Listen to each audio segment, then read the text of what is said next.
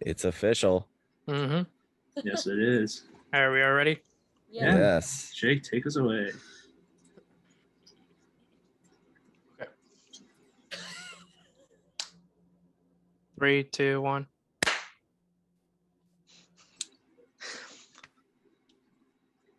Oh, damn.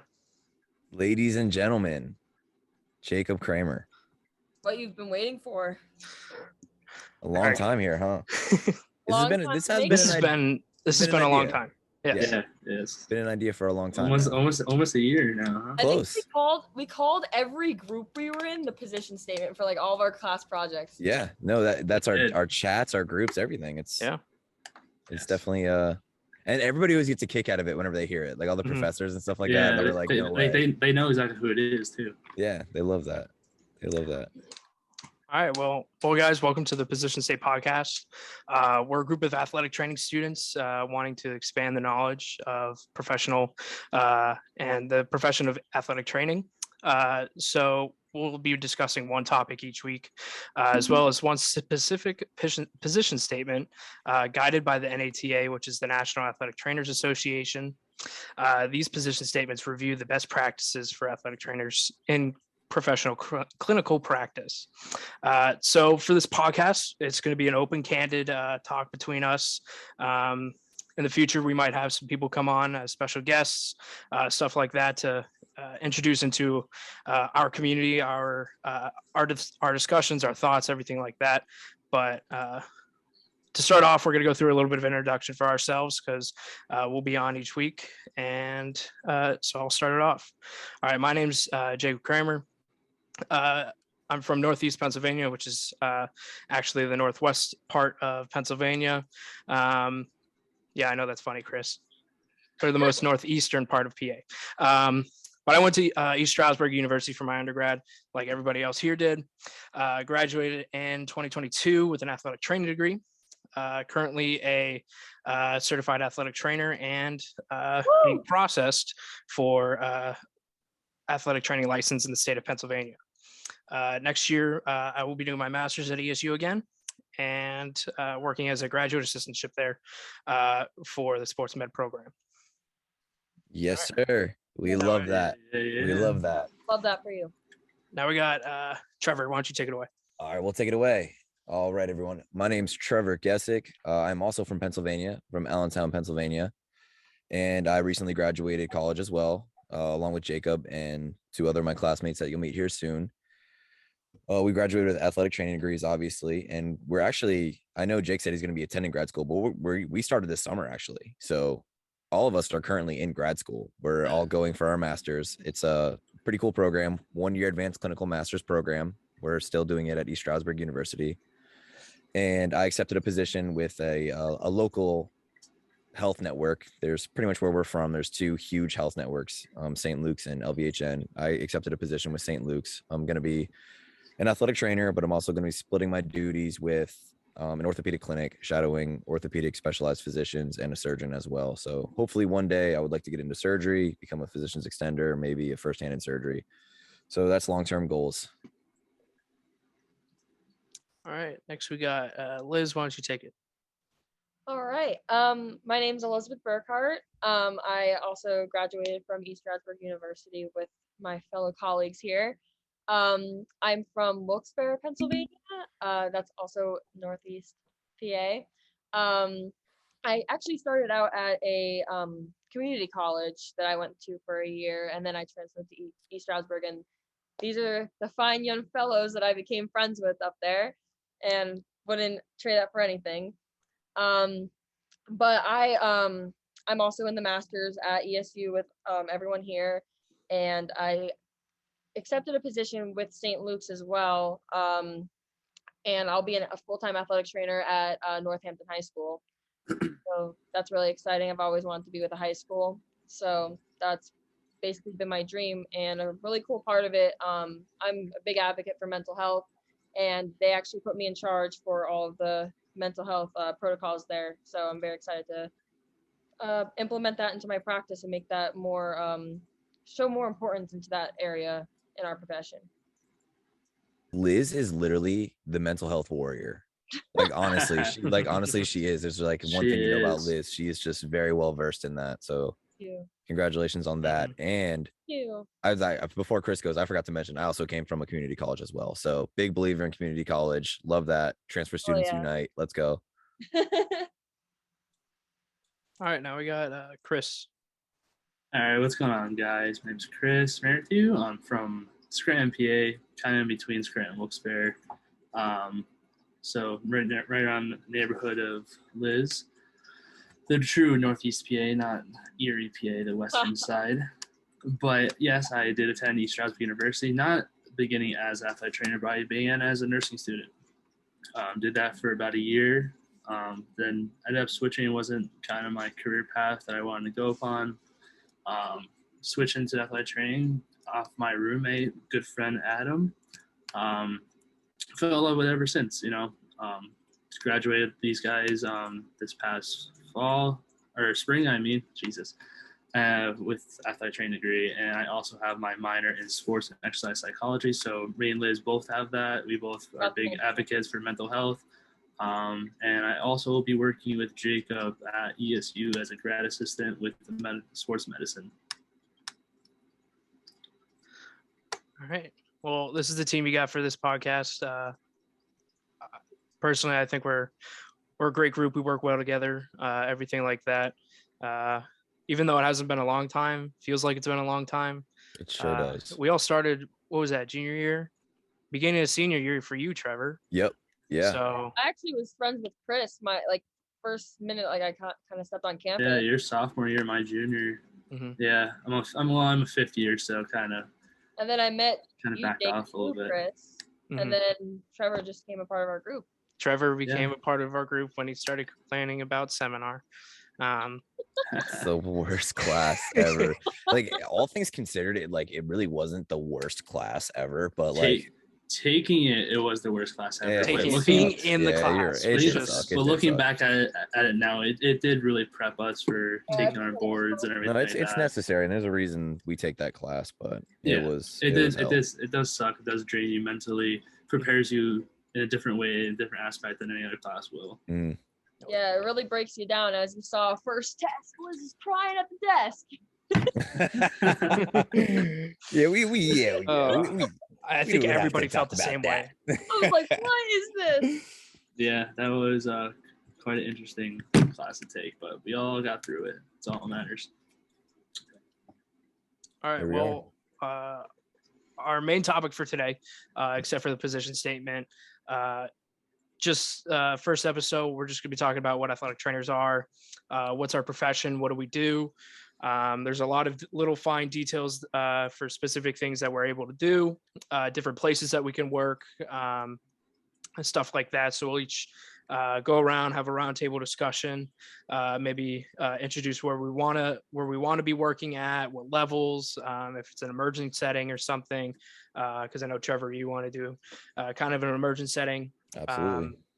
But we'll just have a roundtable discussion about what athletic trainers are, and then go into our future plans for the rest of our lives. So first of all, athletic trainers, you may always see us on TV or something like that when an athlete goes down during one of your NFL or MLB games or something like that. We're the ones that run out on the field, make sure our athletes are all right. But that's not the only thing that we do. There's a lot more that goes into it than just being ready to go on TV and look at guys out on the field. There's a lot of education that goes into it. You guys may think we're similar to personal trainers or something like that, but we are not at all. There is a lot more education. We are what I like to call musculoskeletal experts. We know everything. 100%. That's a good great word. We really know that's a fantastic way to put it. Yeah, we're not just your typical what you see, call us, tape your ankles and that's it kind of deal. Yeah, we're not your average Joes, man. No, there's a lot more into it. It's not. We're actually healthcare professionals. We have to get certified. We have licensures and stuff that we have to do. So it's not just your easy thing to do. It's not your gym teacher's job anymore. It's not more a of personal trainer, like Jake said. Like, we're healthcare professionals that specialize in like preventing, recognizing, managing, and like rehabilitating like athletes and like their injuries. And we like also we work in like with allied health personnel, and we have to deal with like a bunch of like, you know, parents and Oh, coaches. absolutely. We work so It's very closely with. different field, and people don't really like when, as Jake said, people say, "Oh, so like you're a personal trainer." Like, absolutely not. We are very different. We have different settings. We have different certifications that we have to pass, and as you said with the education, like as much as I wanted to do this since I was in 7th grade, I had no idea the education going back into this, but I feel like it's such a powerful thing to know what we know. Like, we know so much how to help people and prevent and like manage so many things that like could what's the word I want to use, prevent like athletes from getting college scholarships the only way they can go to college. Like, these kids like really look up to us, like in my setting at least, is I want to be high school. So Oh, absolutely. very You're important. the It's definitely gatekeeper not a in a way. personal trainer. We are much more than that. Yep. So when people ask me like, what is athletic trainer or something like that, my biggest go-to answer is we are a mix between a physician for diagnosing differential diagnoses and stuff, looking at patients, doing clinical hours and stuff, mixed between paramedics or EMTs. We have that emergency care knowledge. We know how to take care of extreme injuries that happen on the field. We have to be CPR AD certified just to even sit for our boards. That's required. And we have to maintain that for the rest of our lives. And then finally, on the last part, rehabilitation and PT. So we're kind of a mix between physicians, paramedics, EMTs, and physical therapists. Might not have all the knowledge that they do, but we have a little bit of everything. So I That's how I usually put it. I heard someone like it always sounds like this reference sounds so sexual. Like, that's because I just have a terrible mind. But like, one of my preceptors in the past said, like, athletic training is like an inch deep, but a mile wide. So it's like we know a little bit about everything. So like we specialize obviously in musculoskeletal, but like it's so much deeper than that. You know what I mean? Because we know a little bit of general care, we know a little bit of like family medicine, we know a little bit about pediatrics and stuff like that. You know, so we know a little bit about everything when it comes to that aspect. But obviously we do specialize in orthopedics, but like we do know so much about other conditions. So it's like it's literally, you know, it's an inch deep but a mile wide because our scope of practice is getting bigger and bigger every day. I'm going to play off what you said really quick because a lot of people think, oh, athletic trainer has to be athletic related injuries. We have learned through our education how to deal with multiple different types of like populations, whether it be the elderly, certain conditions that some people have, different cultures, as you said, pediatrics. Like, we know like many conditions and syndromes and whatnot, and how to deal with different populations, not just the athletic population. And I think that's very, very cool that like our profession like has that. Yeah, the gen med aspect was awesome. It was really cool. I thought that was not one of my favorite classes, but it was definitely beneficial, man. It really is. And it was taught with like, you know, two of my favorite professors there. So I mean, I know I know Jake's not a big fan of the one's lecture style because like it's tough sometimes, but it was tough, good dude, good class. Yes, very, very good guy. Well, that kind of points 1 out of 3 guys in the program. But it's definitely like an eye opener because like especially coming in for me from nursing, obviously knowing exactly what you're going to do, what you're going to be doing, coming into this, like not knowing as much coming into it, I didn't know what I was going myself into, thinking like, oh, I'm just going to be working at high school, that's okay. But now knowing like I could work at completely different levels and different occupations, whether it's PT clinics or the hospital like Trevor's trying to do and stuff like that. It's like it's not just one scope, one area you got to be in. There's so many different avenues you could really take into it, and like that's actually a really good segue then, Chris. Like that's a great segue of like what athletic training and where it can take you. They can take you so many different avenues. everybody thinks that athletic trainers, you go to work at a high school or something like that, take care of the athletes every day. Mhm. And then if you're good enough, you go to, the college setting Then or pro or whatever. pro Yeah. setting. Yep. But that is literally just the beginning of what athletic training is. That might be your typical athletic trainer. When they go into the program, they see that that's what they want to do.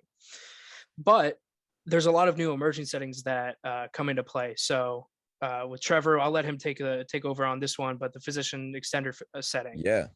perfect So for what you want to do. honestly, it really is. So Chris made a great segue into like talking about the emergent settings there. It's like you think you're going to go to a high school, and I think maybe growing up that's what we thought, but then when you finally get into this schooling, like the AT degree. So back when I was at my old community college, like my professor there actually had me talk to the new incoming students, and that was one of the biggest points that I brought up to them. And like I had to talk to their parents as well. It's like, why come here and why be innate? Why go for the sports medicine degree? And my biggest reason is because you're not locked into being an athletic trainer.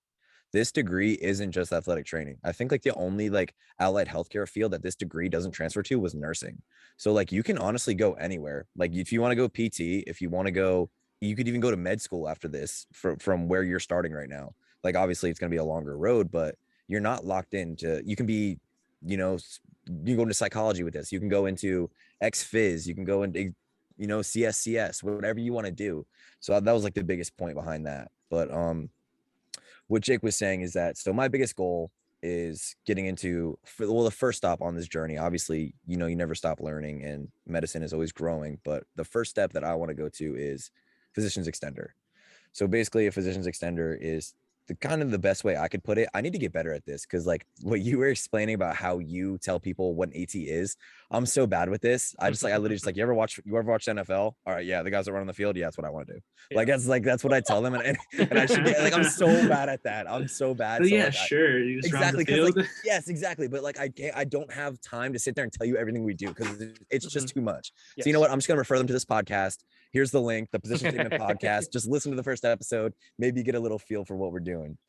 But physician extender, the easiest way I could explain it is like, physician is basically a physician's assistant for orthopedics. So when you go to the doctor, you never see the doctor right away. You always go see the PA, you see the NP, maybe even the nurse.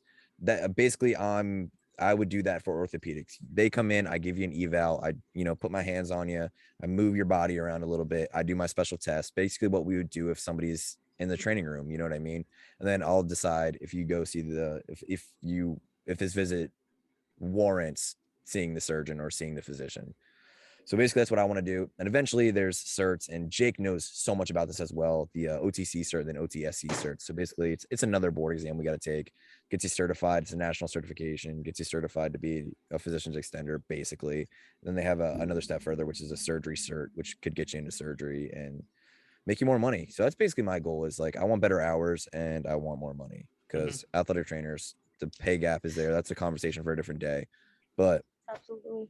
that's one of the settings that I want to go into. And I know other people here want to go into other settings, and I'm sure they're going to highlight it. So whoever wants to go next. Yeah, I guess going to that, like Trevor talked about going into his physician extenders role. And Liz, I know definitely you want to do high school for the rest of your life, I feel. She's wanted that I'll forever. talk all That's about true. that in a second. I know, yeah, Yep. you love the high school. Nothing wrong with high school. I'm not going to bash high school. It's just not my cup of tea. When I first came into athletic training, I thought like, I'm going to do professional. It's going to be so cool. But then like you realize like it is very hard. You got to be really seasoned at that. But like those jobs are so hard to come by, because you get a professional job, you're not really going to. Who wants to give that kind of job up? It's pretty prestigious and pretty awesome thing. Although the balance of life is kind of hard there, because you're always constantly working with them and stuff like that. So it's kind of hard to have a family life. That's why I love the rush of being in college. College is a really, really good one for me, I think. That's where I kind of want to stay. No parents as well.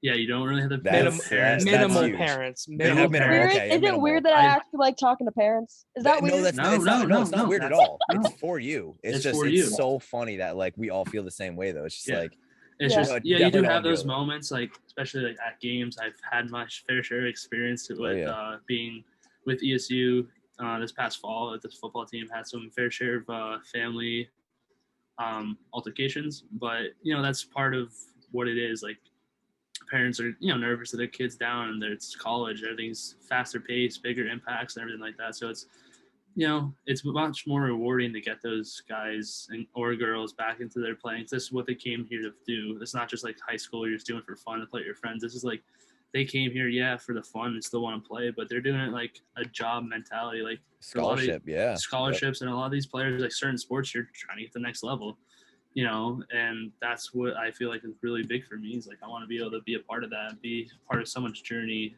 to get them to the next level and be the best athlete that they can. That is exciting, So, dude. That really is exciting. That's really why I want to be in college. No particular sport. I mean, obviously I love baseball. It's always been trying to get one of those positions, but now, like maybe down the road, is D1 your goal? Definitely D1's definitely my goal. Yeah. Even to begin with. Yeah. D1 is electric. It really is. It's just really electric. But no matter where you are, it's going to be. Every level has its different variances on how it's ran. Because obviously, I know like a lot of JUCO D3 schools that go with D1 schools in the shape. Like, oh, absolutely. It's just that comes the variability and what coaches see and everything. But no matter where you go in college setting, it's always going to be electric. You're always going to have good teams and bad teams, but either way, they're still there to do their best. So I think that's why I really love being there, because it's always exciting. You always have something going on. You never really have a dull moment. Very nicely said. All right, Liz, you want to go into your high school setting? Hey, don't say it like that.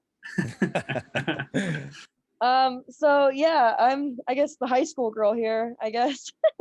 But I really have been wanting to do athletic training in a high school setting since I wanted to become an athletic trainer. And as I mentioned before, a lot of it has to come into play with the whole mental health aspect, and I'll get to that in a second. But I did 2 clinical rotations during college at high school settings, and then one at a college setting.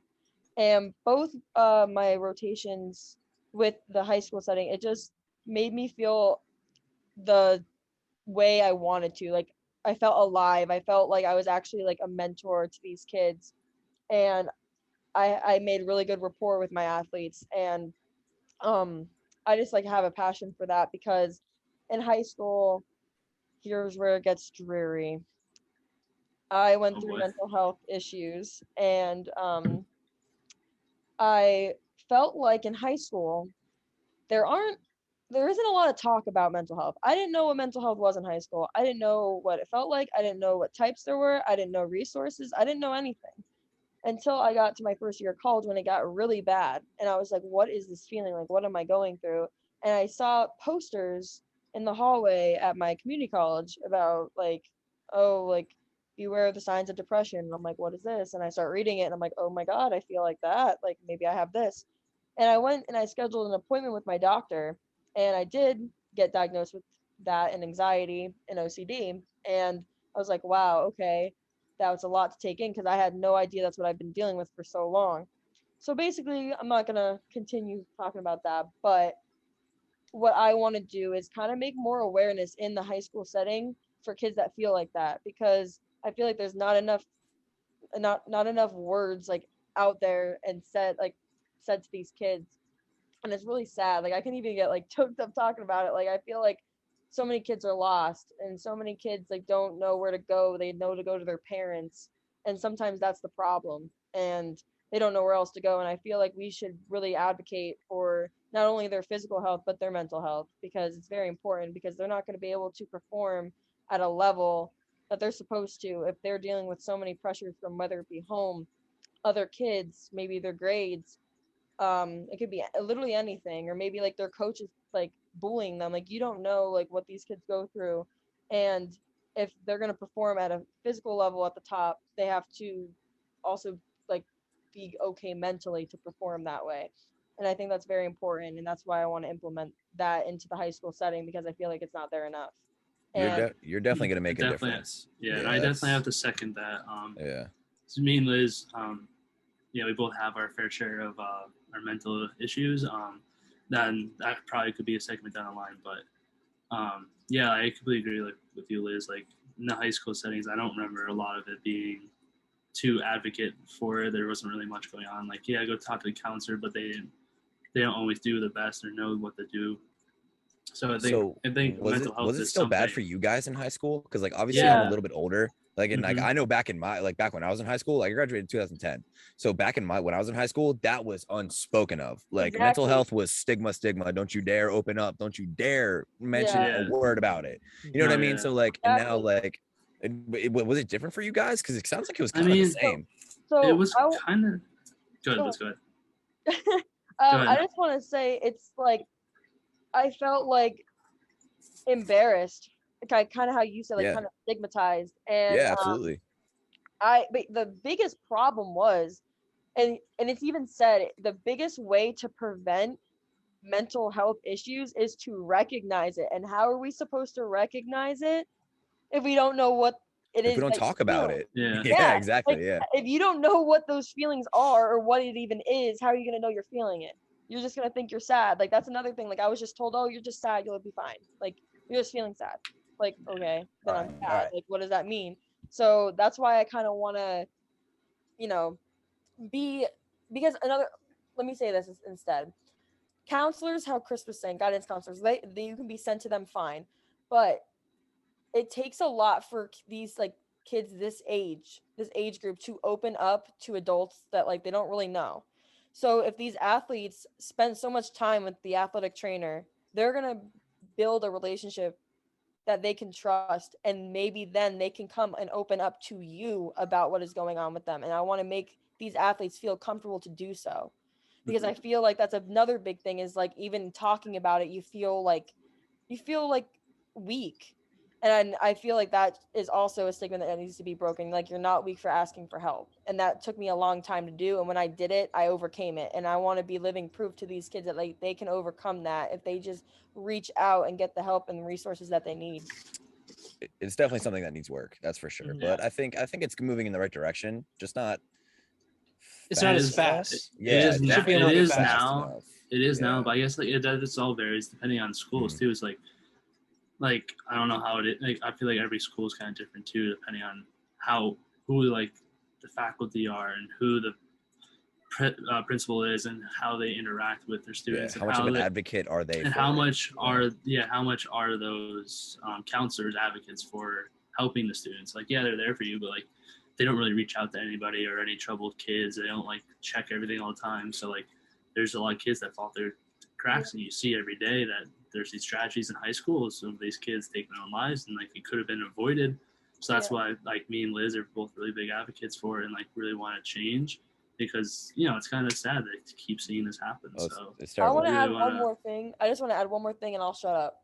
But sorry, I could talk for days about this topic. Yeah. We we gotta gotta get Jake's take in here. Jake, we Yeah. gotta go back to Jake then. But go ahead, Liz. It really like Yeah. it lights me up because it's like really annoying. But This will another definitely be thing, this will definitely be an entire podcast though Mhm. coming up. Like absolutely. if it's just this topic. Yeah, So it will Yeah. be. you It will has to definitely be. have the time to shine for Yeah, sure. I just want to say one last thing. But as athletic trainers, back to like what we should be doing and what like we can be doing is that we will like learn like more about the athletes as we like connect with them and we see them and we treat them and whatnot. With being a high school athletic trainer, you're going to see these kids every day. So what you should be recognizing is mood changes. Like that athlete, you should be able to reach out to them and be like, "Hey, like is there anything going on with you?" You know what I mean? Like you should like I feel like in that setting it's really easy to like be really close with your athletes, whereas versus college setting, when I worked in the college setting, I felt like it was more like they came in, got their treatment, came out, and I didn't really like that. And that's another reason why like high school, like I really want to just like implement all that kind of stuff. So Jake, back to you. Sorry. Yeah, Jay, let's hear from you for a little bit here. Yeah, Mr. Kramer. The Godfather over here. So I'm like Chris, mainly looking at the college profession. From the time that I started doing one of my clinical rotations, I was at Lehigh University doing Division I football. That really opened my eyes to my love for the game, especially with football. There's so many different components that go into being a football athletic trainer that I just fell in love with it. These guys know it was really tough for me, but I think that's just because we were real stressed with some of the classes that we were taking. Yeah. That's for sure. But with that connection that I had with those guys, being there 50, 60 hours a week, for some of it even on my own time, just to, get some more experience in, I just fell in love with the excitement, the fast pace, that type of game of play, and how we have to take care of these athletes, since they are most of them scholarship athletes. But other than that, I'll keep it short and sweet. But another thing, I'm really into teaching. I was a tutor in college for many, many classes. Helped a couple of people get through some really tough classes, and hopefully down the line, end up getting a PhD and going back to teach in a tenured track at a college for athletic training. It's another one of my goals. I wanna see Honestly, you to build your own piggyback on program. that, what was that, Liz? I want to see him build his own program. That would be I want- incredible. Because honestly, I will go work It for would Jake. be Like honestly, I think incredible. one day I'll I probably would end up too. getting my PhD too. Because like you're a huge inspiration with that, and like teaching and lecturing, like low key, I enjoy it, and like we're You're all good at pretty it. good at it. You know what I Yeah. mean? So it's like Yeah. it's super enjoyable. I Mhm. think that, and like what Liz said with the mental health thing, I think the inspiration thing is something that you could be really good at too, Jake. And I think that me and you would be electric together. If you ran a program, I would 100% work for you. Maybe be your like you be the department chair, and I'll be a teacher underneath that. That'd be amazing. That'd be Yeah. it'd be Jake incredible. is definitely one of the smartest kids I've met in Athletic college. training student of the Literally- year, man. Athletic training student of the year. Literally, That is I right. would work at a high school and I would want to just teach one class under Jake. Just give me one class. You got You it. can have- Yeah, you you can can teach have psychosocial. Psychosocial. Psychosocial, baby. Psychosocial. There it is. There it is. All Oh right, man. well, Erndl would be so proud. She would be. That would make Oh her my heart God. so She would full, be so 'cause happy with she's- that Listen, because she that knows was- you'd be perfect for it. mhm. Yeah, I love her. All right. Well, that's going to be it for our main topic here tonight. But we'll move on to a little game, a little top three. So this week we're going to do top three tape types. So whoever wants to start. like materials of tape. correct? Materials of tape. Okay, Yep. yeah. Different types of brands, different, because I know people are very brand I specific. am very brand specific. I I'm am not gonna lie too. to you. I So- so, You know what we like. Yep. So whoever wants to kick it off, let's go with top three. I know Liz had something to say about this, and I told her to save it for her take. So Mhm. Yeah, All Liz, right. you started off then. all right, you know what? I love Howie's 1.5 white tape. That is it. Hashtag never even heard of sponsored. it. Hashtag, Never even heard of hashtag it. sponsored. Never even Hashtag heard of it. sponsored. Love Howie's. Love Yeah, you. shout out to Howie's. Can we get Shout like out. a box Give me of box of boxes. it? Thanks. Yeah. I Oh, think this is our first episode. We don't need that yet. Not but- yet. Especially I've future. never even heard of In the it. So future. Wait, send me your Jake, stuff just so I can see Jake, what we it could is. talk to Jamie. He's really close to Yes. the Howie's guy. Rose has a Listen, Rose has a picture with the owner, he has a picture. president That's right. of Howie's. He has a So picture. Oh, he has a man, picture. that's He an showed honor. us. Yes. He showed That's us. an telling honor you right there. now, He best showed me. Best tape in the game. It accommodates so well. It adjusts the skin so well. Shut up. up. Oh, I've never used it, so I'm just being a goof. I've never even. out of white tape, out of all the white tape, I probably use like maybe 5 different brands of white tape. That is the Mhm. best white tape I've used, and like literally, if I see anything else, I'll pick up a white tape. Oh my God, Mueller Howie's. is like one of the most inconsistent ones I think for me. So Really? we'll go top 3 favorite, then we'll go like least favorite. Then definitely, because I have my least Alright. favorites. That's Yep. for dang sure. But I literally look at the inside ring, and if it doesn't say an H on it, I'm like, I don't want to use this. Get this trash out of here. Trash. Garbage. But yeah, so that obviously PowerFlex. I don't really Mm, know. Like, Love it. yeah, very. I have that box that we got from EATA of just always like different flex tapes, but I love PowerFlex. And oh god. So I like don't- PowerFlex brand PowerFlex, Power, correct? yes, Because not all brand PowerFlex is the PowerFlex. same. yeah, Yeah, no, Mueller no. brand PowerFlex. Yes. It's Mueller PowerFlex. Yes. See, I have a box. I'm not, I don't want to waste any more time, but yes, I think it is the PowerFlex brand. Yes. not sure. It's amazing. Mhm. And third favorite. Oh god. Skip me. I don't know. We'll give you time. Okay. Oh god. No, like There- somebody there- else can go. We'll come back. Yeah, please come back. I don't know. All right, I'll take it off. Go All right, ahead. I am a big fan. I have mine. I just want to say it. Oh, God damn it, Liz. Sorry, so sorry. I really kind of enjoyed. I didn't work with it much, but I was introduced to it. But like, I kind of like turf tape. Turf Coverall. tape, Yeah, yes. coverall. Not gonna lie. Yeah. Not gonna Coverall. lie. I Overall really like. is one of my favorites too. Yeah. I love Yeah. it. I love it It's for good. like abrasion covers and weird Mhm. spots, like hit pointers and stuff like that. Yes, Like I love it there. That's why I It love works it. great. Yeah, Like throw a it's band-aid very down or gauze and then or a non-occlusive and just go like cover It's roll right over it. versatile. It's Spray it versatile. down. Sticks real good. Yeah, so I guess that. So then, Love it. All right, I am a big Mueller power whatever fan. So obviously top one power flex all the way. Jake loves his power flex. Yes, I do. If I could use power flex for everything, I would use power flex for everything.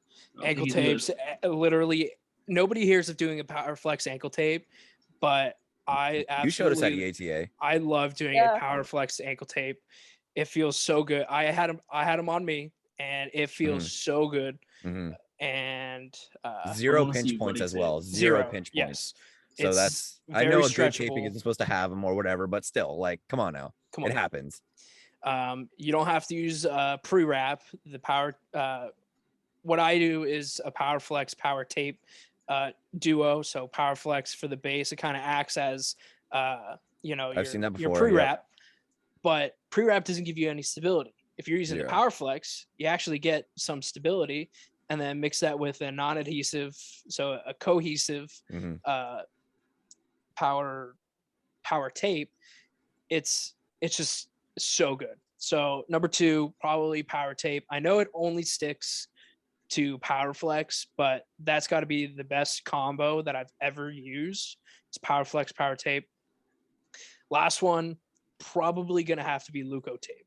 I enjoy Leuco tape. I know it's not used for everything, but when you need that strength and durability and the stickiness, Leuco tape's got your back. It's gonna do great things. I use it for AC problems a lot, taping the AC joint down. Works well with that, with the cover roll and keeping that in place. All right, take it away, Chris. All right, folks, we're back.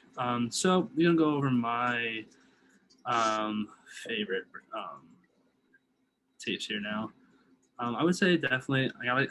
Even though I'm copycat, I'm not saying I am, but definitely I got, especially the brand Howie's. We gotta go with Liz too. Howie's inch and a half. Weight tape. Very versatile.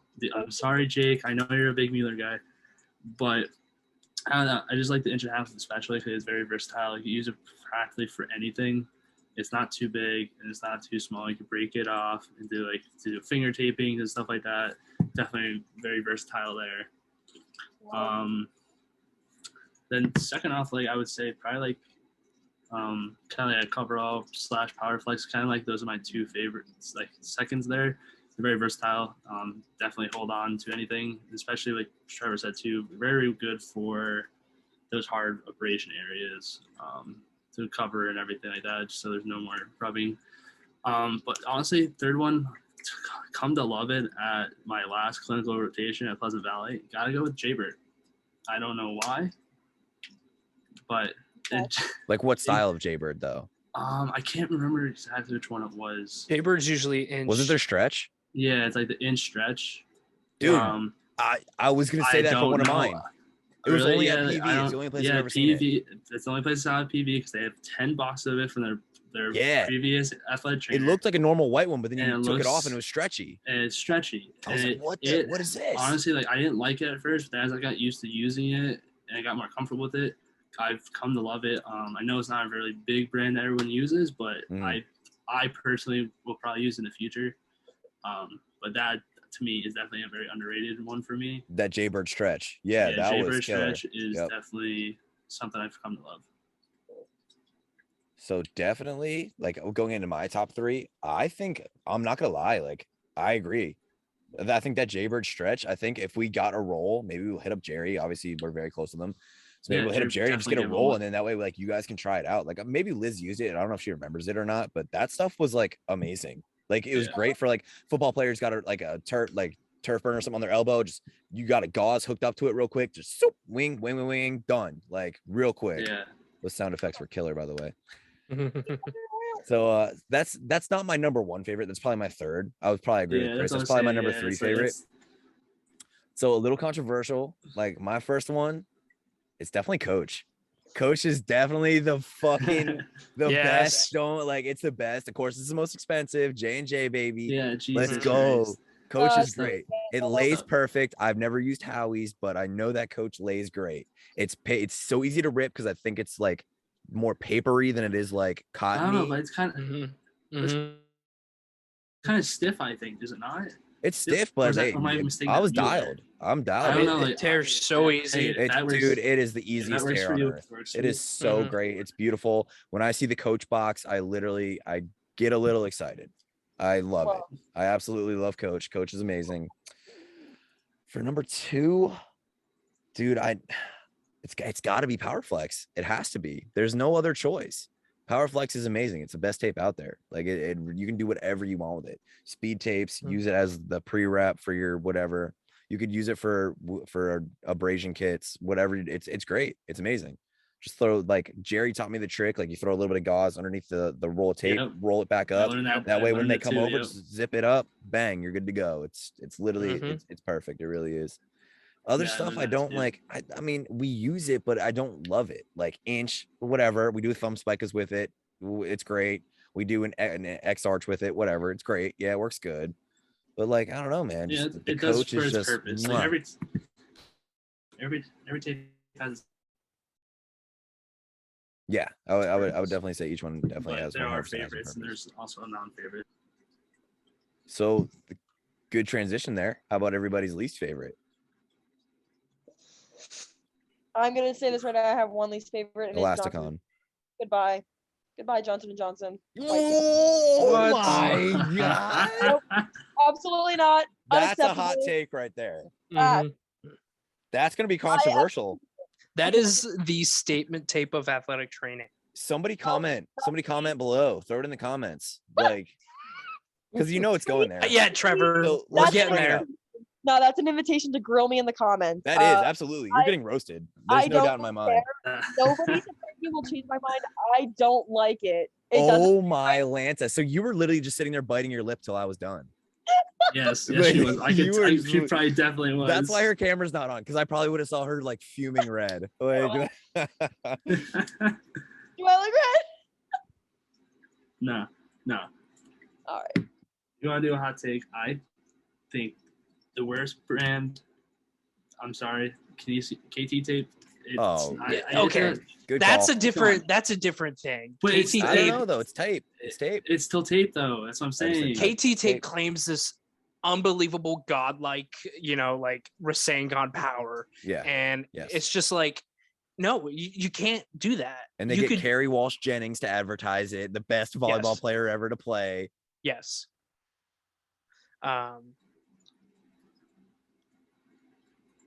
Yeah, we all just got tripped up because Trevor's cat just jumped on the table. we all have cats. I love that. That is true. Cat-friendly podcast. Oh my god, all of us have cats. Oh my god, this is awesome. Like I'm just looking too, like just like going through like the tapes and like the ratings amongst like seller. Like KT Tapes claims best of the best on Amazon. Like, oh my god, like, come on, I'm sorry, but it's so foolproof. It doesn't do anything. If I learned one thing from advertising, it was Professor David. And they could say whatever they want just to advertise, and that's opinion.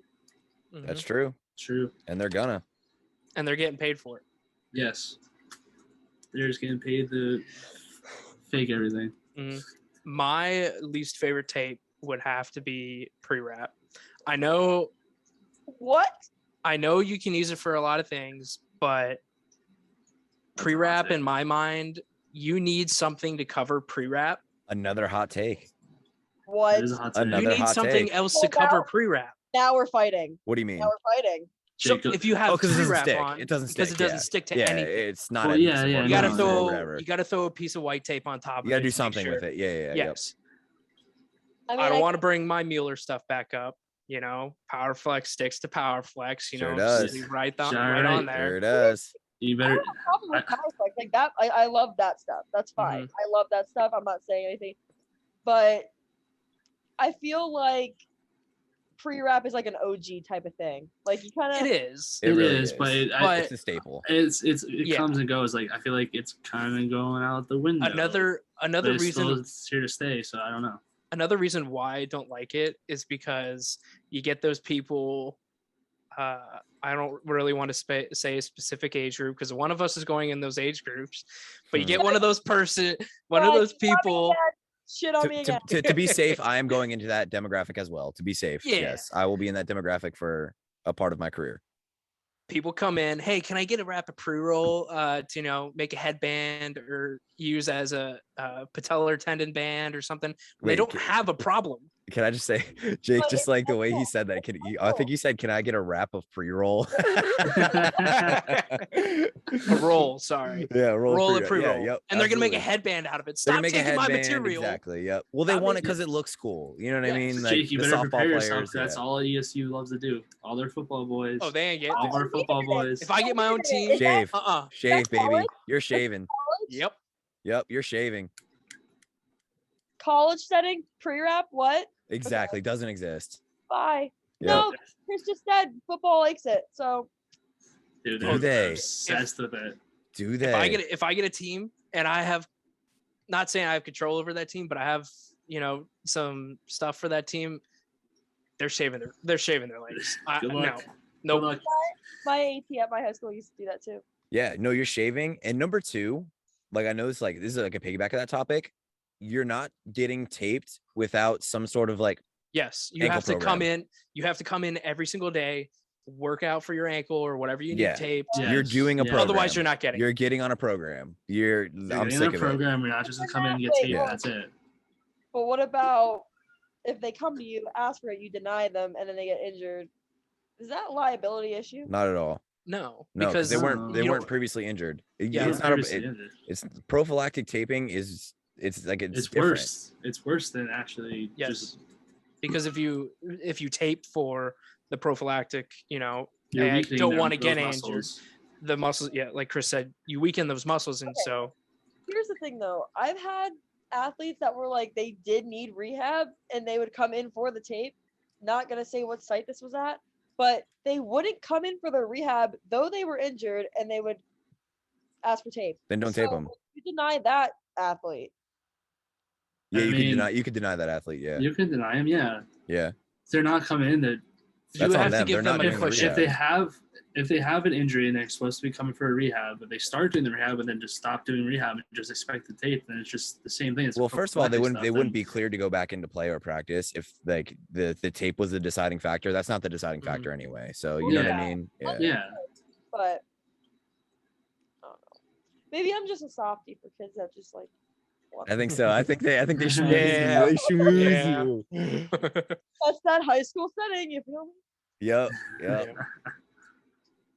All right, Liz, did you hit yours yet? I did. Yeah. Yeah, She was yep. the first one. We're I all made good. it very loud and clear that I don't like Johnson & Johnson white Oh tape. yeah, that's true. Yeah, it's Yeah. loud and clear. And I'll Yeah, say loud That and was clear. loud and clear. Yep. Open that one up in the comments. They're starting a discussion here. Already before we even post it. All right, so our last topic we're going to go over, since our name is the Position Statement Group or the Position Statement Podcast. I'm so used to saying Position Statement Group because It's who we are. It's Yeah. us. It is us. in a nutshell. But a topic that I really enjoyed that I kind of thought of doing for the entire program was to discuss one position statement a week and just have an open conversation about it, what we like, what we don't like, what we think could change, anything like that. So each week we're going to pick out a certain position statement from the NATA website, hopefully that coincides with what we're talking about for the main topic for the program. But this week our position statement discussion is going to be on facilitating a work-life balance in athletic training practice setting. I know for us, we haven't really been in the professional settings, certified on our own, stuff like that. So we're really going to focus on the student perspective of being an athletic training student. For now, yeah, absolutely. Yeah. For now, yeah. We could revisit this when we get some experience in the field. But as students, that's all we've been. So taking classes at the same time as doing 30 hours of clinical or whatever we need for that specific. For the boards. Yep, studying for boards, preparing to get our license, classes, working outside jobs, stuff like that. Because we are in college, we're all in debt, and it's just a rough time. But we're here for the discussion about it. So yeah. So before we get into that, just like let me say that like I'm so excited for how the podcast is going to transition, because like you said, we are students right now, but not for long. You know what I mean? Like, well, I mean, obviously we're still in grad school for the next year, but like we will be working. We will be in that certified. setting. You know what I mean? Like we're there. So it's I'm waiting on my certification. It's coming. Yeah, it's a super exciting time. So yeah, I can't wait to see how all this transitions and to look back on these episodes, when we were just students. But anyway, let's roll it in. All right. So I know a big one with athletic training in general, not even just for the student population, but for professional athletic trainers that are working in the field. Work-life balance is a real struggle for those working in traditional settings. Maybe not in the hospital setting or something like that I know Trevor wants to go into, because he said before it's a better hours, better paying, stuff like that. Traditional athletic trainers work terrible hours. I know working at the college setting, we're there in the mornings for treatments while the guys are in class, and then afternoons when everybody's out of class, you go to practice, and that's a 10-12 hour day every single day. You have games, at least for football, you have a 13-hour day for a game, and then you're traveling to forget about it, man. So I know for me as a student, that was pretty rough. Taking 15 credits a class, probably the hardest class that we took in the program. I was taking that semester too. Yep. Terrible structure on that. I mean, I know we weren't gonna like chirp that too much, but terrible structure on that aspect. I do want to say that. Yeah, one of the hardest classes that we probably all took, mixed in with the biggest amount of requirement of hours for East Stroudsburg's program. But mixing all that together, having that balance is very important. And whenever I know when I was on the move doing 6 days a week there, because as Katie's our accrediting standard for the educational programs, we're required to have 1 day off per week from clinicals. I did not know that. Yeah, we have to have 1 day. We have to have at least 1 day out of a 7-day period off from clinical. That's generous of them to give us 1 day during camp. Like, oh my goodness. Yeah. So, I mean, everybody knows I was running back and forth 40 minutes down to Lehigh, stuff like that. It was absolutely crazy. Yeah. Thankfully, I was only at Kutztown for the time I was there, because if I was there the whole semester, that would have been insane. Jake's car broke down the one day. My car broke down the day before we were there final for that game. Yep, we were there for that. In the middle of campus. And I was holding up traffic and everything, and I was when just Chris like, says "Oh my in the god!" Middle of campus, it was literally the middle of campus. It was the main road in campus. Yes, the middle of campus, like literally the busiest intersection at the school. That was pretty funny. That was. It would be Jake though. I remember I think I sent a snap to Liz about that. I was like, "Oh no!" Yeah. Oh no. It's in the car with Trevor going to the dealership trying to get my car fixed. Yep. I mean, I got pretty lucky for my externship. I was right there at ESU. So as a student, I think that's actually a really good point, Jake. That's half the stuff that nobody talks about of being a student. It's like the life that you have to live. Like, you want to have friends, you want to do stuff, but you have a clinical to go to. You have externship. You have however many credits. And if your program isn't structured correctly, like I had to take 21 credits like 2 semesters ago. Last fall semester, just this past year, this fall, I had to take 21 credits in 1 semester. That's insane. Like, that's just so much. Like, not every student has to do that, but for some reason, some students, especially transfer students, we fall into the cracks. Yeah, I remember doing mine too. Is like, because I had football, so like I would have class in the morning, try to fit in lunch right before I went into clinical, try to fit in my workout A at some workout, point yeah, through yep. the day, and then either before or after I had to like squeeze it in. After it was always terrible because you never want to do it. Because I get out at like Tired. 8, 9 Yep. o'clock. You're out in the heat all day, Then we got homework to do. working with the guys, and they have all this homework and eat dinner too. It's like it's a very hard thing to adjust to, especially like I know like a lot of younger students this past year like asking me like how did you adjust and everything like that. And, like it's a really hard game of defining who you really are as a person and how you can manage your life. You gotta want it. You have to That's want it. this kind of career. You're gonna have to want, because once you get out there, like you're gonna be doing like, especially like I guess for like we'll give the high school setting as standards, like you go in at you get lucky because you go in at like 1 o'clock, but so you have all morning to do whatever you gotta do, but then you're there from like then until 10 o'clock at night, so you're missing out on all that stuff. Yep. Especially if you have a family, like in dinner. Oh, like, absolutely. Working in the high school is tough because it's a second shift job. Like 100%. there's no Yep. there's no and if or buts about it. It is a second shift job. It doesn't change. Trainer in a high school. It does not change. Yep. It's And, guaranteed. And like, and especially then like in college, like it's completely different too. Is like 6 you're a.m. at practices. you're at the mercy of the team. Yep. Whatever team teams you're covering, like like at East Stroudsburg University, our university, we have our undergrad students coming in working, and like the grad assistants have a team. So those head ATs don't have to be there for those, but they have those. Like especially when I was with going back to when I was with the football team, like the head AT, he'd come in, he'd be there at 10 o'clock, 9, 10 o'clock to do treatments, and then he's not leaving to go home see his family until 8, 9 o'clock at night. He just gets home just to see his his kids off the bed and stuff. So like it's definitely hard.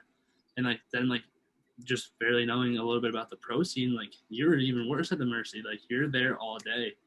You're pulling 16-hour shifts. So like like this is something like you gotta have to want to be a part of it. You have to want to live it. And so going back into schooling too is very hard to adjust. So yeah, that's one thing that nobody tells you though. Is that no, they don't tell you. Is this balance? Nobody tells you that. You know what I mean? Until how many years deep, or until you start your clinicals and you talk to like real ATs and not just your teachers. Not to say that our teachers aren't real ATs; they obviously very much are. But when you get to see practicing ATs, that's their bread and butter. You know what I mean? And then that's when you really learn that hey, this is the reality of your job, and it's kind of late into the program. It's your second or third year that you really get all this information. So yeah, stuff. I would say, with the whole like high school hours, when I had externship at a high school, and it was the best experience. I have always preached about Warren Hills. Amazing setting, amazing people, loved it there. But I will say, on top of seminar, being an externship like that and having to be there till like 10 o'clock at night, then coming home and having to do homework and I would have to eat if I didn't pack it, which was crazy to even find time to pack food to go, because literally right after class you're right off to clinical, and I had a 35-minute drive. So that went right to clinical. Sometimes I wouldn't bring dinner. I'd have to eat at like 11 o'clock at night, shower, and I've always wanted to make time for the gym, but the gym on campus closes at whatever time. It's very hard to find that balance unless you want to wake up super early before your 8 a.m. Exactly. If I'm coming home, eating dinner at 11 o'clock at night, and then doing homework till like 2 in the morning. Speaking of things closing, just like a little quick chirp about ESU. Can we talk about how late night eats was only all right? So for our listeners that don't go to East Stroudsburg, because I know hopefully one day this podcast finds people that didn't just go to East Stroudsburg. I know our classmates are going to love it, but so our college, and I know everybody in like participating in this podcast right now obviously knows what we're talking about. So our cafeteria, because of COVID, the main commons, we had one main commons. Like this isn't like a D1 school where like they have 14 different cafeterias. We had one cafeteria, and they were only open 7 a.m. to 7 p.m. and then we 7 to 8, I think. 7 to 8. Okay. Yeah. And then we had this thing called late night eats, which was supposed to be open like every day. But during COVID, there's obviously a staffing shortage or whatever. So they weren't open like They 3 weren't days out open of the on week. Monday and Mondays Tuesday. Oh, so They were Monday- not okay. open. Mondays So, and like, Tuesdays, they just weren't open. So you're done with your clinicals at whatever time. You don't eat. When we're staying on campus, fortunately, Liz like had a kitchen and all that stuff like that. I mean, we do too in our buildings, but it's like a community it's kitchen. annoying. It's not. Yeah. Yeah, it's not really an option. So Yeah, like, had a kitchen. yeah, exactly. So like, at least Liz had that. So like obviously, he's not saying like we had it harder or whatever, but like, it was just so insane that like you're screwed. You're Yeah. screwed. You Yeah, might as well right. stop at Chick-fil-A or something like that. If you have, hopefully you have money. Because like Yeah. you, and then trying to have a job on top of all this to make money. Oh, forget it. It's impossible. Forget It's it. impossible. Like, not possible. Crazy. Not possible. Crazy thing, I literally to do that, I told I think Chris remembers this. I was like literally crying about it because I had no idea when I was gonna eat in the day or how I would eat because I was losing so much money, and because I was just like buying food, and I was like, okay, I have a meal plan. I'm paying for a meal plan. This is like really annoying because I can't even use it because It's just worthless. Mhm. it's not open. But I was upset because I would literally have to, it was either I buy food or I'm cooking dinner and it's done at like almost midnight. Yep. And then I'm like, I'm too tired to even do my homework. And then I push it off till me procrastinating it. Literally, everybody knows this till like the last second. I get it done and I do it well. But I literally stress myself out so much just because I don't have time to eat. And another thing is, I tried to get a job on like Saturdays and Sundays back in my hometown. And your clinical site needs you on Saturdays. Yeah, It's a Absolutely, they do. Yep. 6 day a week type of deal, and you don't have time for a job. So Nope. like, it's either you make dinner at this time, and if you run out of food, you're shit out of luck. Like, Yeah. That's it. starving Yeah. yourself. And like the Mhm. thing that too is like, yeah, we have like this late night eating area, but there's very limited option. Like Oh, it's garbage food. you, Oh, it's it's garbage. garbage It's all food. it's fried chicken tenders and fries, So healthy food. pizza. There's like nothing like, and that's like especially like There are yeah. zero healthy options there. They No, close literally the zero. sandwich and wrap thing and the salad thing. They literally just have the fried foods and the pizza. That's it. Mhm. Yeah, and That's it's it. like, yeah, that's good for like all the majority of people. But like us in the health field, like, yeah, we try to like keep in mind like it's hard to live a balance too. It's like Yeah. we're still young too. We're still Yeah. we're still technically kids. So it's like we Especially still want to be able to do what we want to do. Well, everybody except for Trevor. Very, Yeah, no, that's very true. That's very true. Trevor is our 30-year-old. Absolutely. But we're trying to practice what we But preach. we're You know what I practicing mean? what we preach. Yeah, So it's exactly. so hard to practice and preach that if we're not doing it because we all try to work out as best we can and like be healthy and like if we're coming back from a late day, we don't want to sit there at 8, 9 o'clock, 10 o'clock at And night, grill chicken for With- like our salad. Like that's not gonna happen. It's just not. or even just do like, and then like going to late night eating all this high saturated fat foods that are to make us feel like crap the next morning, and then just have a crappy beginning of your day, and then you're trying to bounce backward just to rerun the same thing again. So it's like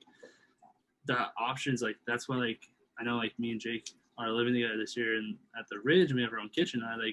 I'm gonna do it. I'm sure Jake is too. We're just gonna be meal prepping a lot and like doing our own meals because so at least we have a sustainable, Yes. like healthier Yeah, option absolutely. for us. Like yeah, Cheaper every once, too. yeah, especially every once in a while we're gonna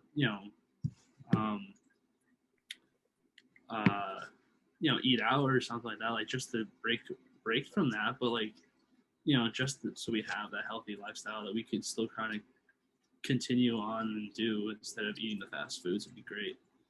So I think one cool last segment, I think we're running out of time here. Like one cool last segment will be like just with this position statement, what everybody share a burnout story, just a quick burnout story. Have you experienced burnout?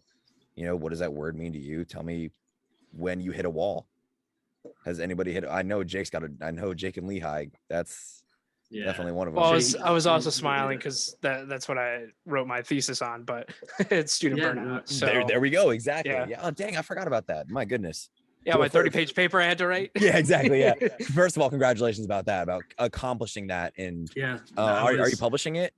No, not this one. I can't. Not this one. Okay. Yeah, No, that's next one. totally okay. Because there's I'll be working with you on that thesis as I well. was so there that'll for that. I was that'll there be for that fun. 30-pager. It was that'll be quite fun. the interesting. Yeah, stay tuned because we'll definitely we'll link in the description to that next thesis that we're writing.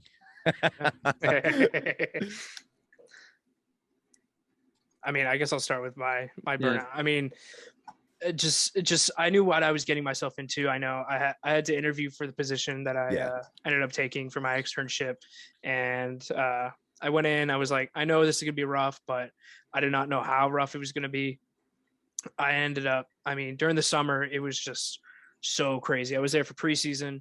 Um, some of the days we were up at 4:15 in the morning to get there at 4:45 for pre-physical testing, and then obviously in college we have camp, so we would be running camp till 8 o'clock at night, and it was just that entire semester was just a really tough semester for me. But I learned a lot of things, not only from the sports medicine side, but about myself, what I could put my body through, what I could put my mind through, and experiencing burnout in the moment. Yeah, it's not good, but overall, I think some experience of burnout can actually help in the end.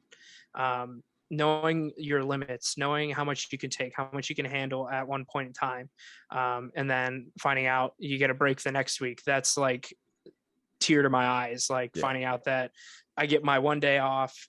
That one day off, I'm going to take the sleep that I need. I'm going to eat what I need to get in to feel ready for the next week. And I kind of learned that towards the end of the clinical. But by the end of the clinical, I was like, oh, I'm ready to learn. Like I learned all this stuff, and it was just a great experience there for me in the long run. I love that. I love that. You know, I think I knew that my externship was going to be real because I was, for the listeners, I was also in a college setting, not a D1. I was at a D2 PSAC school, but obviously it's NCAA. They still have 2 week summer camp. So I was there. No, I don't think it was like 5 a.m, but 6. When I knew that shit was going to hit the fan and it was going to be real is when they offered me a dorm to stay there. And Jake did stay at Lehigh, and that's how I knew it was gonna be real. When they offered me, they're like, "Yeah, we'll put you up housing because we need you here." I was like, "Yo!" I was like, "You need me here that much? Like, I can't leave." Like that. That's how I knew that experience was gonna be insane, intense. I knew it was just gonna be over the top. But no, I'm thankful for the experience. That's honestly kind of ridiculous, though. Like as a student, though. No, it was, and no, we weren't technically, we weren't even, that wasn't even a part of our semester. Me and Jake did that. Those were unrecordable hours, by the way. Yep. So we did not get And credit for those hours. We did that just on our own volition. Yeah, I was unfortunate missed that because of our housing department couldn't get me housing. So I missed that experience. Like I kind of, even though like it was, unmarked hours and stuff, it wasn't part of our. You still would have liked time. it. Yeah. I wish I was able to see that, and like I missed out. So it was kind of hard for me to even catch up. To like, cause like all of my other, my partner that was with me, another student, had already been with this team for almost a month. They're making relationships already. You know what I they're mean? making relationships. So I came in as a new guy, like not knowing anything, but like I had a smooth transition. I was happy for how smooth my transition was, but like it was kind of just like weird for me to come in like not knowing like anybody and just kind of get thrown into their wolves. Like, and it's different in college too. It's like, so I was at our alma mater at ESU, and like it was just crazy to think like, it's how different it is because a lot of these guys want certain people to tape them. I wasn't able to tape certain people because they had somebody else. Like they wouldn't let other people tape. Yeah. Which is it's interesting. That's been like, established already. I never like experienced that. Like I slowly got into the works of it. And like I did know some people already prior just to see my campus and stuff. So like that kind of helped. But like just like getting thrown to the wolves like that was kind of like a crazy experience to have. But I did it, like going through burnout. Like I remember it was like midterms, middle of the semester. We had a bunch of midterms coming up, and like, there's like shit was in the fan at clinical. We had some issues going on. Like will not disclose obviously, but and then like just like mentally just having a rough time, just getting everything situated. Like I wasn't able to go to the gym because we were so busy doing stuff. I had to do some extra hours, and then not be able to have that healthy eating habit that I'm used to having, and like not having. I was eating like one meal a day, and it was just like it was really draining me. And like after that week, it's like I was back to normal, but like it makes you realize like how much you take advantage of having all this extra stuff on the side as a student. But like out in the real world, you might not be able to get that adjustability. But that, like Jake said too, having that guaranteed 1 day off really helped. All right, we got about 3 minutes left. Liz, burnout. Let's go. I'm gonna do it really quick, because I could tell a million stories about how I burn out, and we all know this because I always text chat. Yes, or get the random calls at 2 a.m. So basically, it was fall semester of senior year when we had seminar, externship, all that kind of stuff. I feel like I was just like, I might have studied too hard for these tests than I had to, because Trevor said something that stuck with me, but it was halfway through the semester, and that's when the burnout kind of stopped, because I was like, oh my god. But it was like, these things, just trust yourself and just take the test, because we got tested on everything that we already got taught, but we learned all this, yeah. In the moment you're like, oh my god, do I know everything that's going to be on this test? Because honestly, we weren't really told what was going to be on it. We were always very confused what was going to be actually They on gave the us the domain, but it's very vague. broad. Yeah, they were given a domain, but not anything else. So I'm sitting here okay, it could be a ton of things, and it would literally be a very specific thing within that domain that would be on the test, and you're like, okay. But I think I was just studying way too much and not trusting my actual intelligence. So I've proved throughout the program, and I just overthink a lot. So I just burnt myself to the ground studying, worrying about clinical, trying to find time for myself, with obviously other social aspects of my life that I was trying to balance. I just feel like everything was kind of caving in on me, and I couldn't focus on one thing, or something was gonna fall apart. If I didn't give the focus to everything, one of them would just come crashing down, and it was just I felt so over everything. I just wanted to have a day to just sit in my room and do nothing and just be with myself. That's all I craved for so long. But then I ended up being okay because I have friends like you guys. So we all talk and we all get our frustrations out, and I think that's talking about is a very, very good thing to be tell somebody what you're going through, and it'll feel like a weight off your shoulder. So that's what I did. Once I talk to you guys, I usually feel a lot better. So I guess just having that on my plate was, and on top of worrying about scheduling for boards and passing seminar, which was fun. Yeah, clearly that was insane for all of us. Yeah, that was But I think that was good. time. That was great take. Jake, why don't you wrap us up here? I think we got a little bit less than a minute. Yeah. All right. Well, thanks everybody for listening. This is our first episode. We'll have plenty in the future. I believe one a week, correct? Maybe that's what we're gonna shoot for here. Yep, one a week. And then I know it's online right now, and that's all we got for right now because we're all super far away. But in the future, these will be in person. We'll all be in a room. We'll get some other people to be in here too for special guests. But other than that, this is the Position Statement Podcast. Hope you guys enjoyed listening. Anybody else have anything else to add real quick? No, that's No, it. we Thank just you for look forward. listening.